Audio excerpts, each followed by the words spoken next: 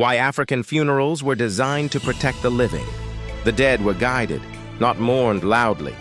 In many African cultures, funerals were never about grief alone. They were about protection. What most people don't understand is this. African funerals were not emotional events. They were spiritual systems.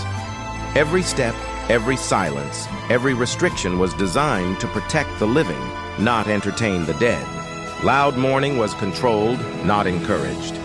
Elders believed excessive crying confused the spirit. When grief became too loud, it pulled the spirit backward, keeping it attached to the living world.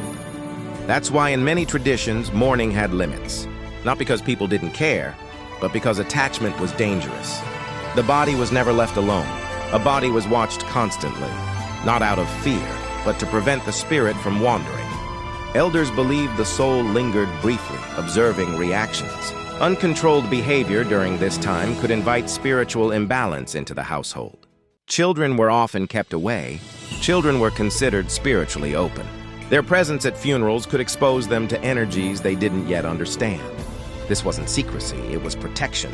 Elders knew not every stage of life could carry the same weight. Burial was done quickly, for a reason. Delays were believed to weaken the boundary between the living and the dead. The longer the body stayed unburied, the stronger the spiritual tension became. Quick burial wasn't disrespect, it was closure. Rituals were for the living, not the dead. Cleansing, silence, restrictions on movement, these weren't symbolic. They reset the emotional and spiritual state of those left behind. Funerals were a return to balance, not an expression of chaos. African funerals were never about holding on. They were about letting go safely.